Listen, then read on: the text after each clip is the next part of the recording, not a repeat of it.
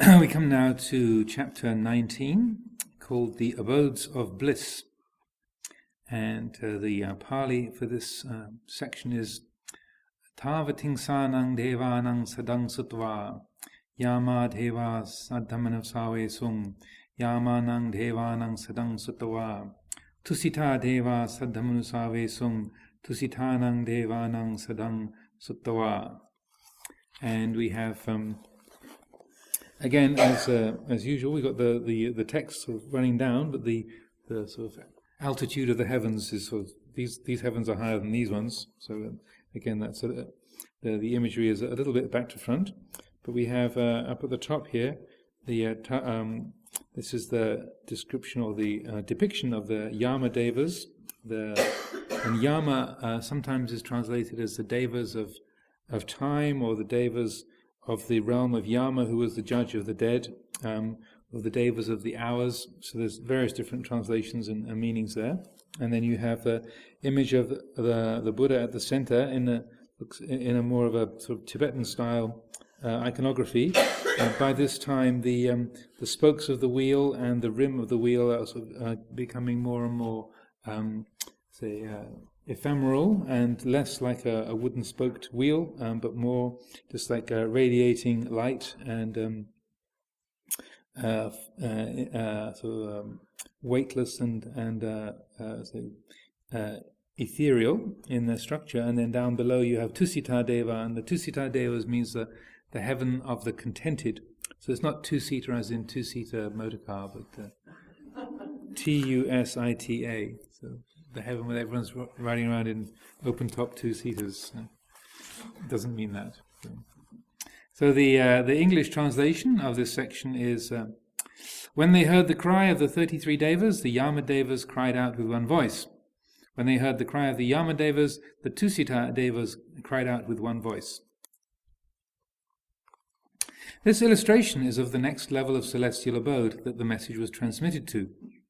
The Yama Devas picked up the cry from the Tavatingsa Devaloka, and the Tusita Devas picked up the cry when they heard what the Yama Devas had said. In the picture, the Yama Devaloka is at the top, and underneath it, corresponding to the word sequence found in the sutta, is the Tusita heavenly realm. That's the way I've depicted it to correspond to the way we read from the top to the bottom of the page. Of course, the sequence in the sutta describes an ascending order of heavenly realms, just as I was saying. The Yama Devas are those who have gone beyond any kind of unpleasant impingement. At this level, there is no fighting with the Asuras. In the picture, the Yama Devas are flaunting the Lord of Death, indicating that they feel they have no need to pay heed to his warnings.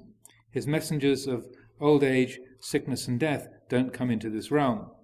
This is a slight exaggeration, but with a lifespan of 144 million years, one might be excused a little poetic license.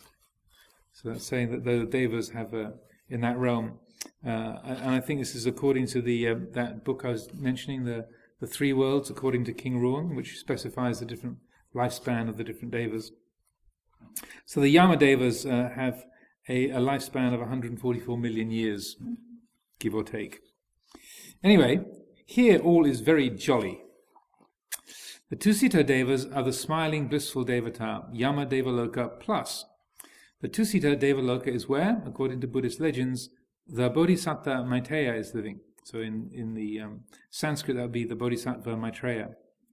That's the one who will be the next Buddha and will emphasize loving kindness in his teaching. So Maitreya means imbued with loving kindness. In Sanskrit that's Maitri. Here he is at the center of the lotus world of Tusita heaven, teaching Dhamma and biding his time with all the Tusita Devas being blissed out around him. So this is actually an image of the Bodhisattva Maitreya, the next Buddha, the Buddha of the next age, that's depicted in the center of the circle there.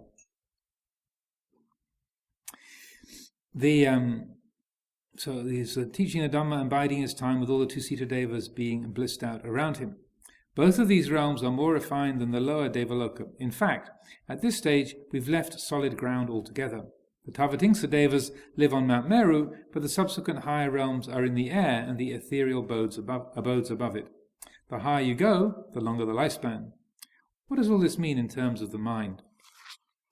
So, but before we go on there, as I was saying, also one of the reasons that you have, I'm not sure if Ajahn Sucitto mentions it later on, but one of the aspects of the mythology of the Yamadevas is that they have the special, according to some stories, some accounts, the Yamadevas have the special responsibility of being the guardians of the hell realms. So it's their job to be looking after all the beings in the hell realms. And so King Yama, who's the quote-unquote judge of the dead, and who's mentioned before as the one who sends the heavenly messengers for people, as mentioned in the suttas, then the Yamadevas, it's a bit of a grim job, but they're like the prison warders.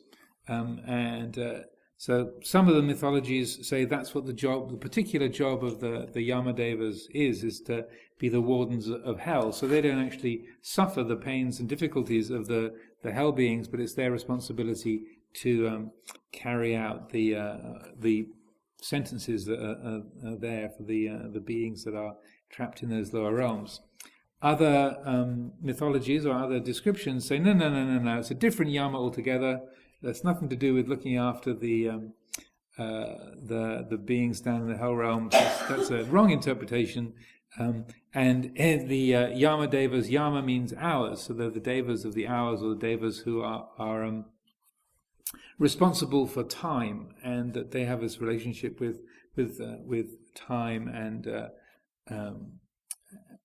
that's the sort of specific role that they have in that particular realm. So, as with all of these things, there's room for interpretation, but we say, well, are they the demon guardians, or are they the devas of the hours?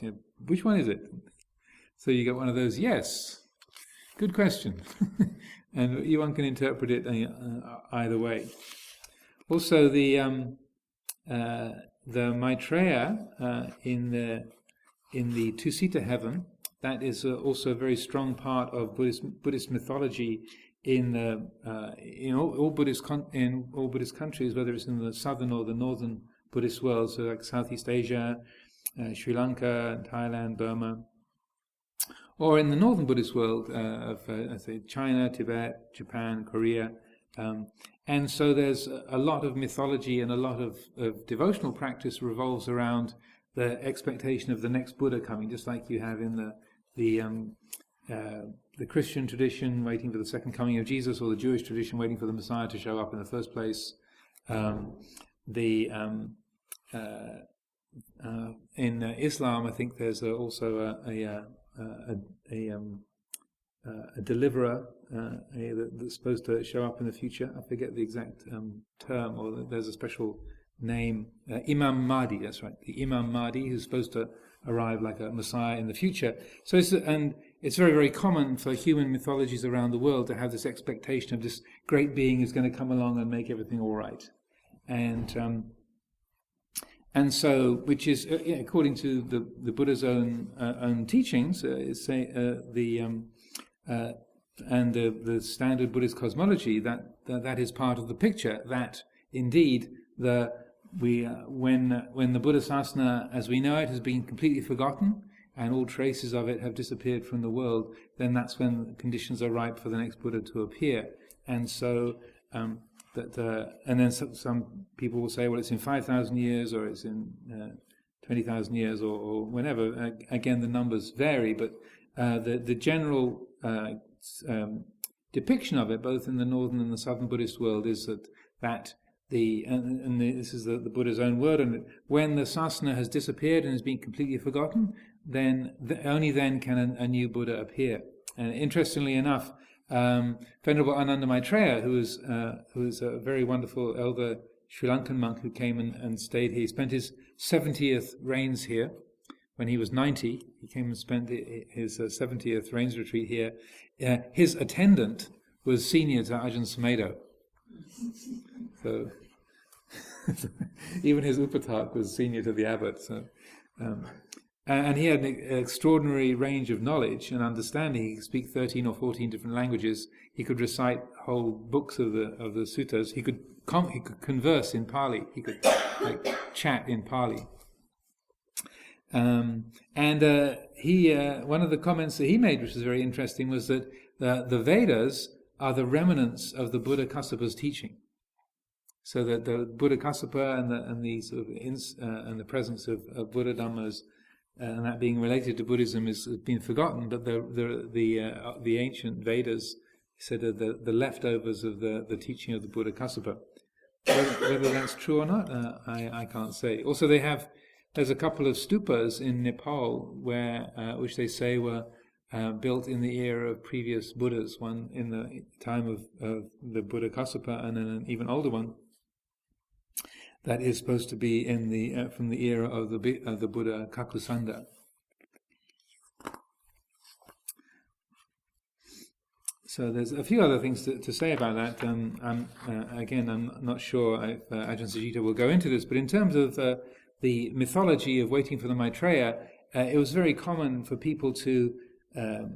It's a very very widely held belief that if you create a lot of good karma and you develop sort of karmic ties and affiliation with Buddha Dhamma, then that will sort of stack things in your favor that you can be reborn in the time of the Maitreya, and so that also you can set an intention while you're living, and when you die, that may I be reborn in the time of Maitreya Buddha, and when the Maitreya appears in the world. And there are teachings that substantiate that. There's sutta number 120 in the Majjhima is called Reappearance Through Aspiration, and it tells you how to be reborn in different realms.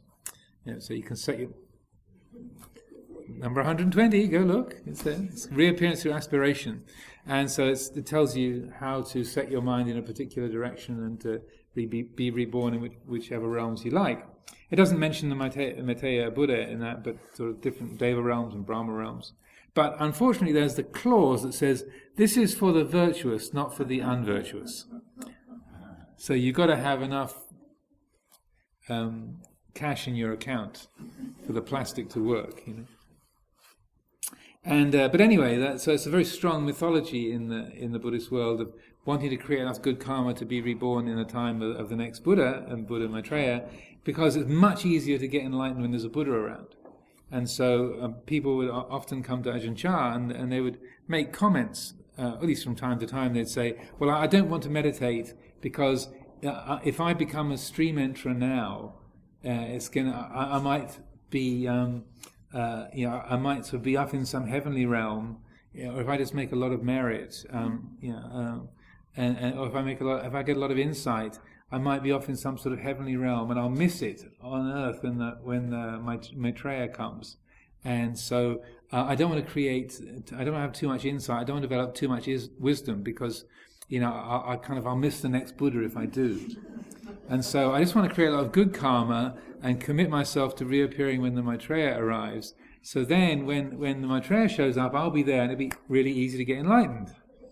And to which Luang Por Chah would say something along the lines of, "Good luck," or "How long have you been a gambler?"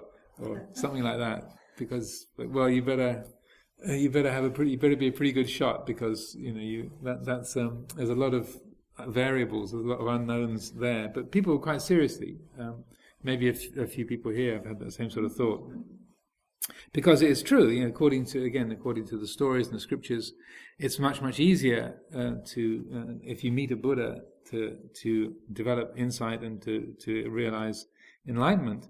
But Luang Por Chah would always be stressing to people, no, just scratch that whole thought. Let's just develop as much wisdom as you can now, because the future is uncertain, and so that if you want to gamble everything on a lucky throw that's going to get you reborn in the lifetime of the next Buddha, but even being in the same region or the same country, or having enough physical faculties to hear and to understand, then that's a lot of unknowns. So rather, you're alive now. You can hear, you can practice, you can think. Do it now and develop as much wisdom as you can. Don't hold back for some vague possibility off in the far distant future. Okay, so to carry on. The ascent to higher realms signifies increasingly refined states of happiness, or happiness created by more refined objects. With the Brahma Devas, it was the joys of the natural world, bucolic idylls, satyrs, fauns, and the rest of it. I can relate to that. To enter that level of perception means that the mind is free from remorse, violence, and craving for coarse material things, such as money or powerful stimulation. To have the Bhummadeva mentality is a sign of some virtue and the development of wholesomeness. It's even more so with the realms of the four great kings, and the Tavatimsa, the realms that relate to the sense of custodianship of the earth and responsibility for the society. At this level, it's not the happy-go-lucky pastoral glee that gives us happiness, but that in us which delights in good deeds, in rightness, and being inspired by the wise. Here there is less frivolity and a steadier radiance from the heart. At the level that has left the earth altogether, the realms of the Yamadevas and on up, the mind has entered the abodes of what is conventionally known as spirituality. At these levels we are concerned with subtle energy bodies and vibrations, chakras and meridians, sensitivity to the astral and ethereal planes. The Sucitto Devaloka is like the vision and rapture that accompany religious fervour. These come when you absorb into the feeling that your teacher is the greatest and is the one who has all the answers. This rapture also comes when your spiritual practice, meditation or faith, is going well and there are no problems. It's plain sailing and you feel totally confident that this is the way for you. Anybody ever been there? This is great, this is fantastic, it's all clear to me, downhill from here on, I know it. What could go wrong? And then somebody moves your cushion, right? Or a different cook shows up to take care of the retreat kitchen. What did they do to this cabbage? This is cruel and unusual punishment. And then our beautiful, blissful realm of all these sort of cloudy, sort of lime and yellow rings of resonance and rainbows, and the two-seater heaven, the heaven of the contented. That's what that means. Then they get interrupted because somebody cooked the food in the wrong quote-unquote way, or someone moves our cushion, or that person is breathing like that because they know it upsets me. There's a more refined happiness available at these levels. One is involved with the quality of mental consciousness, so the physical realities are less relevant. Instead of being concerned with a person's conduct, one picks up their vibrations or their aura. This refined sensitivity is quite delightful, and the more refined the state of consciousness, the longer it appears to continue. Since time dilation is another feature of refined consciousness. So dilation means to expand or get bigger.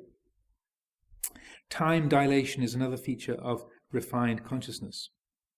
States of heightened sensitivity, even induced through psychedelic drugs, can seem like an eternity in duration. You forget about impermanence, and this is what is happening there. It's also there's an interesting collection of teachings I mentioned a few weeks ago.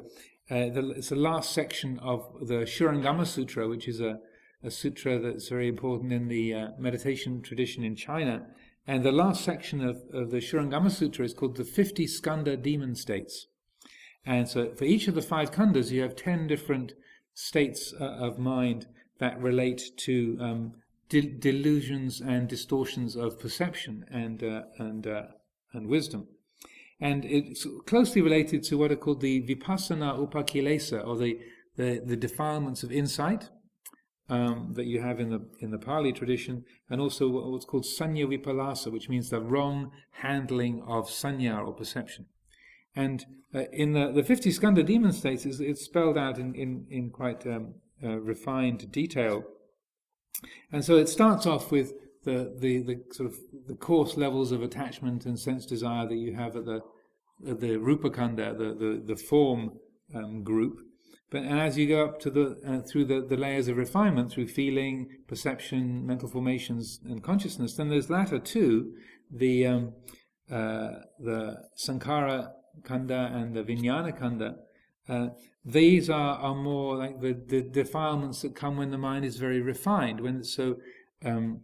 You have, say, within these defilements, so unrelenting mindfulness, like your mind is really clear and completely focused, or unrelenting bliss, so you feel extremely bright and clear and blissful all the time, or comprehensive, all-encompassing understanding. You sort of put your mind onto a subject, you think about something, and bang, the answer's right there. You understand, you comprehend things very, very clearly. And so these are defilements of insight. These are sort of demon states, because and one of the things that is significant and is spelled out in that Shurangama Sutra is that the passage that you get with each one of those states is, if the practitioner, if they know it's a state, it's a good state. If they don't realize it's a state, they are bound to fall. So when there's identification with bliss, say, oh, you're on a retreat, oh, this is fantastic, this is great, now I understand, it's all so clear, I've got it, I understand. Then the mind that recognizes, well, this is a state, this is the feeling of all-encompassing clarity, very nice, anicca, it will change. Then it's a good state, you can derive great benefit from that clarity. If you think, at last I've got it, now I'm liberated, I understand everything, then down the snakes we slide. And so that, and the last section of those 50 skandha demon states are the kind of defilements that anagamis, like non-returners, experience. So it gets into the most sort of refined levels of even people who are close to full enlightenment. It defines the kind of grasping and even those sort of subtle forms of delusion that people can fall into. And also when somebody has realized those kind of states, then they can be very attractive as a teacher, as a guru, and so that they're quite happy to tell people, yes, I am the one. And they gather disciples around them. But then in those same defilements, or why they become defilements, is because that person, even though they do have a very substantial brightness and power and knowledge and spiritual accomplishment, they don't realize that they're feeding off the attention and admiration of the people. That that's an unconscious addiction, that they're needing the approval or the attention of the others, and so that's to the degree to which that's invisible to them, then it turns into a distortion and a defilement. To the degree to which the mind knows that, says, "Oh, these people are very excited about me. Ha ha ha ha! How strange." Well, that makes them happy. Okay, so be it. But that they're not drunk on that admiration. They don't need that praise or approval or attention. They can live with it. They can live without it.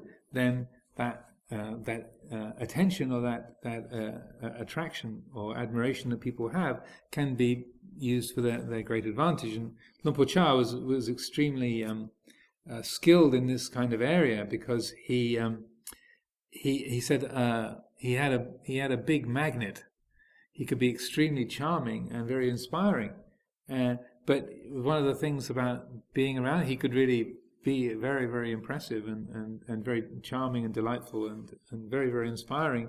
But you realize that he didn't need you to love him. He didn't need people's admiration at all, and he was quite happy for people to really get angry with him and get upset. And there was this complete evenness. If someone was angry and upset and sort of stomping out, and you've totally ruined the sasana, Luang Por, you're an idiot, you're a fool, you're doing this all wrong. And really? Oh, thank you for telling me. Or someone said, "Oh, you're the great arahant of the age. You're the world's greatest teacher. You're the most fantastic expounder of the Dhamma that has ever been since the Buddha." I said, "Well, but what does it do for you? If that's so, then has that helped you to be liberated yet? No? Okay, get on with it."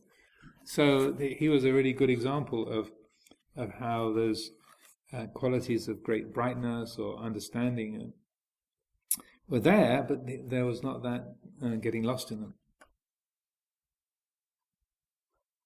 The wheel of the law that Kandanya saw so clearly, the truth that everything that has the nature to arise has the nature to pass away, is fading from view. So he's talking about the picture now. So the wheel of the law, that's the wheel that was sort of behind Kundanya in the first picture, that's now beginning to fade. As I was saying, the spokes are turning into sort of spiraling rays of light. The wheel is fading from view. The central image is the figure of the Buddha as a mystic, and it is to this image, not the good law, that the Devata pay homage and respect. We too can tend to worship the personification of our own values and ideals and lose touch with the teaching that transcends them all.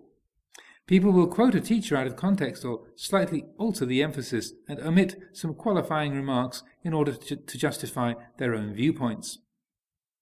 Anybody ever done that? A little editing as one goes along? When you lose contact with the physical or the mundane realm, delusion born out of attachment to ethereal perceptions becomes much more possible. People will go so far as to neglect domestic and social responsibilities and consider chores as mundane work that somebody else can do.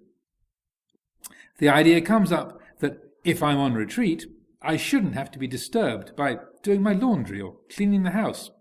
I'm having an important spiritual experience. Don't bother me. This attitude is another aspect of self-view and becoming. If it's really strong, it can even develop into sanya vipalasa, like I was describing, distorted perception, overwhelming rapture, visions, intimations of personal destiny, voices from the other shore, and the rest of it. In such cases, the teacher will usually assign such disciples mundane tasks, such as sweeping the hall, to keep them in contact with other grounded humans who understand their predicament. It passes. Undergoing this kind of distorted perception experience can really upset a person's balance and understanding. Undergoing this was a Freudian slip. Undergoing this kind of distorted perception experience can really upset a person's balance and understanding. Therefore, in contemplative monastic training, attachment to refinement is seen as potentially unbalancing, and any attitudes founded upon that attachment get short shrift. Once again, using Luang Por Chah as an example, so there was, maybe I mentioned this a few weeks ago, but there was a particular monk who came to live with him, who was a very accomplished meditator. But he also quite liked being known as an accomplished meditator. So before, when he was living in Laos, he used to he could get into deep states of samadhi and just sit without moving for hours and hours on end. But he would go and do things like sit in the town square and meditate, and then sort of kids would come up or poke him with sticks, or people would gather around, and he'd be having conversations, and he'd just sit there, hour after hour, for days and such like. And so when he went to be a student of Luang Por Chah, then Luang Por made him his attendant, and he could just sort of close his eyes and go off into these deep states, and Luang Por Chah just wouldn't let him sit still. And so he would have him running around, like, say, go and get me a spittoon. No, not that one. Get another one. Oh no, go and put the water on. We need some tea. No, not that kettle. Use the other one. And so this monk was never allowed to sit still, and Luang Por Chah could really keep going, for hours and hours on end. And as soon as he saw the monk sitting there with his eyes closed, he'd tell him to get up and do something. And the most extreme incident of that was where he took him on a road trip. They went to visit some various different branch monasteries, and because he knew this monk was attached to his samadhi and attached to being a spiritual expert, and so Ajahn Chah didn't let him sleep, or himself, for 6 days and nights. So they went without sleep for sort of just kept going non-stop, 6 days and nights, and so even if they were given a place to rest, Luang Por would keep him talking all night long, or make him do errands and such. And finally, on the sixth day, they were sitting in the front of this pickup truck with Ajahn Chah in one seat and this monk in the middle, and then the driver. And he was hallucinating and getting delirious by this time. He was rolling around, and Ajahn Chah can whack him in the ribs and say, "Wake up! You're disgracing the sangha. You're falling all over the dashboard. What kind of a meditator? What kind of a monk are you? You're a disappointment. You're a disgrace to the sasana. Wake up!" And to deliberately embarrass him, because it's like, you think you're something special? Okay, come on. So he wasn't the slightest bit impressed that the guy could sit for 2 or 3 days without moving. It's like, So what? A chicken can sit on their eggs for 2 days without moving. It's nothing special. So that's when he says they get short shrift. It's that kind of a treatment that you would receive. In monastic life, we have to live in a community and have responsibilities to each other, to the monastery, to the lay people, and to the tradition. We have to perform many mundane duties. This means that we don't get into refined states of bliss for very long, but we do develop an equanimity, serenity, and openness of heart to life as it is. As those important qualities can be developed on any plane of existence, one doesn't hanker after some and reject other states of being. All that is needed for awakening and liberation from the suffering of self-view is a continual reflection on impermanence. So that if we're wise, then if we do have a, say, retreat time, or the mind is in very blissful and clear states, then that is the context that you're recollecting in. Oh, this is impermanent, this is unsatisfactory, this is not self. Okay, keep it in this framework and everything will be fine. And I was mentioning a couple of weeks ago that there's this particular sutta where the Buddha talks about reflecting on different states of absorption, saying that for each of the jhanas, this is conditioned and thus gross, but there is that which is beyond it. And so that there's that reflective quality. This is conditioned, this is formed, this is something that's come into being, it's a changing state, it's not self. And so that's what keeps everything in balance, is that the recognition that things are anicca, dukkha, anatta. So he carries on. Not that I'm putting down the Yama and Sucitto Devata. It's good not to get stuck on the materialistic and functional plane. It's helpful to refine the mind and realize that the apparent world is dependent on consciousness. The ethereal realms are no problem, provided that one doesn't attach to them.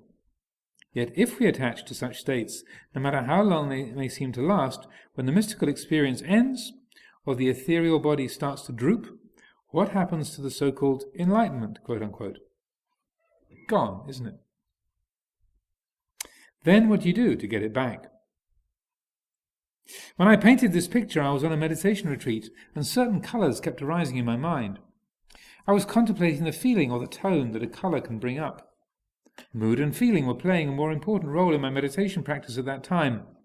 In general, over the 4 years of creating this series of paintings, as one may easily deduce, there was a development towards tone and overall mood, expressed through design and colour and away from the clear definitions of line. So as I was saying, early on you have these sort of very precise line drawings of a fine-tipped pen and all the knotwork all drawn in minuscule detail, and the figures that were drawn were all quite, finely defined, and even when you had blocks of colour, then they had sort of thin black lines around them all, and everything was quite specifically outlined and highlighted. And as you get on into the 4-year process of doing these paintings carried on, you get these washes of mauve and pink and pale blue and gold and lemon yellow, and there's less edges and less. I think there's hardly anything that's actually sort of outlined in black lines anymore, and it's just this sort of washes of colour and radiance tends to be more the mode that is being exhibited there. So spiritually, I felt part of things, less an observer, analyzer. I also found my mind readily bringing images and form into being. I think I was heading for the next Devaloka, the realms of creative delight. Tusitanang devanang sadang sutawa. When they heard the cry of the Sucitto Devas, then the next realm was a realm of creative delight. The heaven of those who delight in creating, the Nimanarati Devas. Also, there's maybe another thing to say about the image of the Maitreya, the Bodhisattva Maitreya here in this realm, is that according to Buddhist mythology, that the Bodhisattva Maitreya is in the Sucitto Devaloka right now. So that's where that being is located, and then waiting for the conditions to ripen in the human realm, where the current Buddhasasana has worn itself down, it's completely forgotten, the scriptures have disappeared, all memory of the sasana of Gautama Buddha has been forgotten, and then when that occurs, then that's the sort of the signal for the Maitreya to be born into the human realm. The conditions sort of ripen for the next Buddha to appear. So there are beings or stories who are people who are able to travel up into the Deva realms and go and visit. And there's a very interesting account of a Chinese monk called Han Shan, who during a meditation experience went up to the Sucitto heaven and met the Maitreya Bodhisattva and received teachings from the Maitreya in that realm. And I remember I was spending the rains retreat in Devon. Before there was a Devon monastery, we just had a little caravan in the grounds of a couple of people in the local group there. That myself and one Anagarika spent the Vasa there in 1981, I think 81, yeah. And there was this book of the teachings of Han Shan in the library, and there was this account of him meeting the Maitreya and then the teachings that he received from him, and so that was stuck in my mind as in a very profound way. It was a long set of teachings, if I recall, but the passage that stuck in my mind was what the Maitreya said was, discrimination is consciousness and non-discrimination is wisdom. Clinging to consciousness causes defilement, whereas wisdom ensures purity. Defilement causes birth and death, whereas purity leads to where there are no Buddhas. Discrimination is consciousness, non-discrimination is wisdom. Clinging to consciousness causes defilement, whereas wisdom ensures purity. Defilement causes birth and death, whereas purity leads to where there are no Buddhas. So that's a surprise ending. But if you think about it, it's also talking about where the mind has realized the quality of say non-duality. It's not dividing experience into subject and object. And as Luang Por Chah said, if you're looking for the Buddha somewhere outside your own mind, then you're looking in the wrong place. And so that even though we have Buddha images, and we talk all about Gautama Buddha as our teacher and the founder of this religion very reasonably and appropriately, but if the mind is stuck on the idea there's me here and the Buddha out there, then there's still subject-object. There's still an experience and an experienced, and so that what is talked about in that teaching, as I understand it, is that purity is that complete letting go, the complete transcendence of the subject-object, me here, the world out there, duality, and so that the mind doesn't create that separation, that division, and rather it's like Luang Por Chah said that if you're looking for the Buddha somewhere else, then you're looking in the wrong place. And the context that he said that was when Luang Por Sumedho came to him with a whole series of complaints about Luang Por Chah. That he had summoned up his courage and he went to Luang Por Chah and offered him some reflections about all the things that were wrong with Wat Pah Pong and the things that were wrong with Luang Por Chah. You know, like if he wanted to, he was really hypocritical that he told everyone else they couldn't chew betel nut, but he would chew betel nut himself. Or that all the monks were forbidden to smoke, but he would occasionally be seen having a cigarette. Or various things. I'm not sure exactly what. You have to wait till Luang Por Sumedho comes back. You can ask him yourselves. But anyway, he went through this list of all of Luang Por Chah's shortcomings, and you tell us to to be quiet, but you're talking to people all day long. You tell us to go and practice sitting meditation, walking meditation, but you're just running building projects and talking to people and traveling off to branch monasteries all the time. You're not walking your talk, as it were, and those kind of things. And after the young Ajahn Sumedho had finished his delivery, then that was when Luang Por Chah said, well, it's a very good thing perhaps it's a very good thing that I'm not perfect Sumedho, otherwise you'd be looking for the Buddha somewhere else outside your own mind. Which was the perfect response. So, but I think he also took notice of what the young Ajahn Sumedho said, but that was the context for that.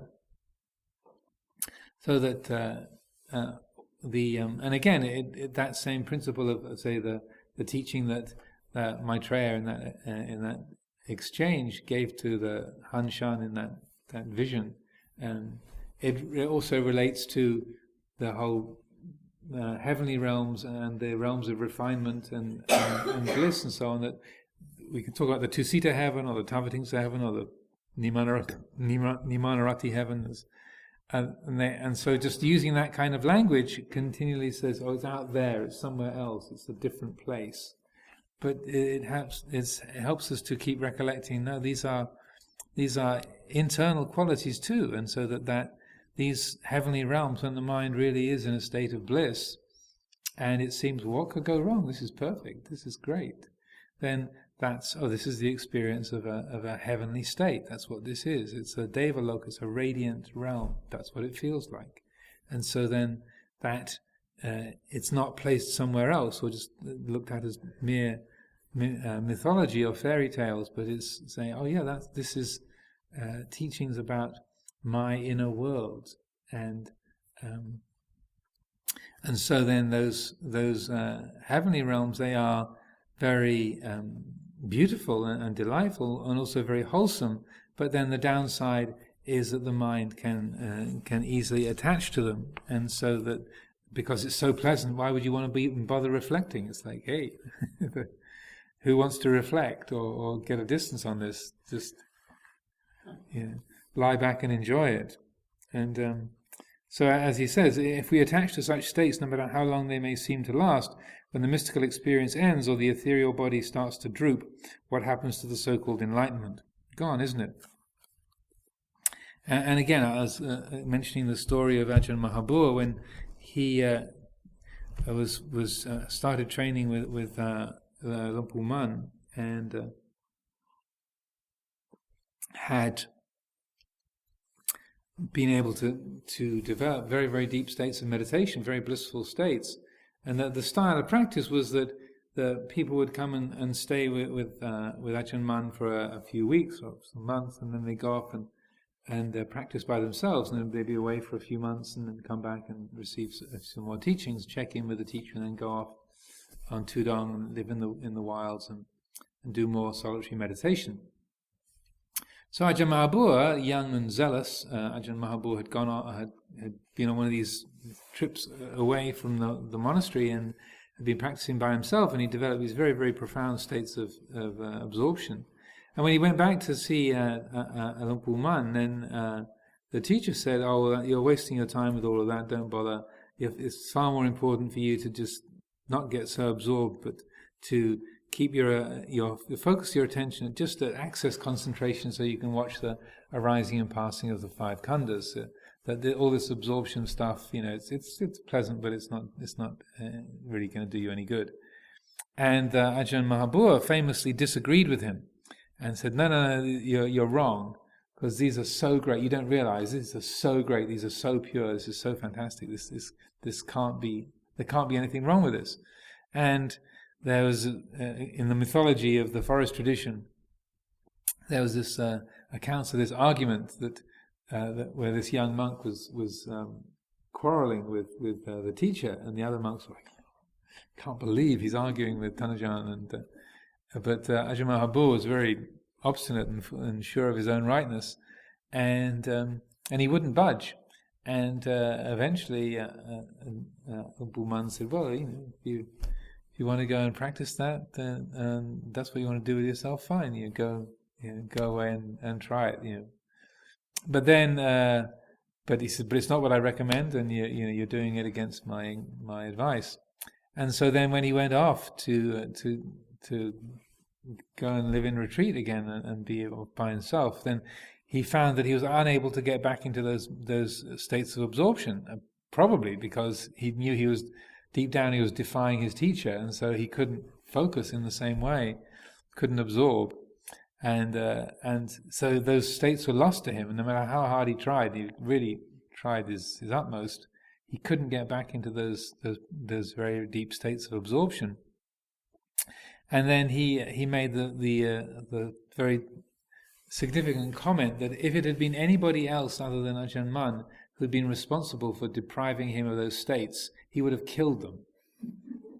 So that's a really good example. It's almost a prime example that here you have these extremely wholesome states of mind, but then when they're lost, their loss becomes a cause for homicidal feelings. Right? And it's only because of the respect he had for Ajahn Mun that he restrained himself.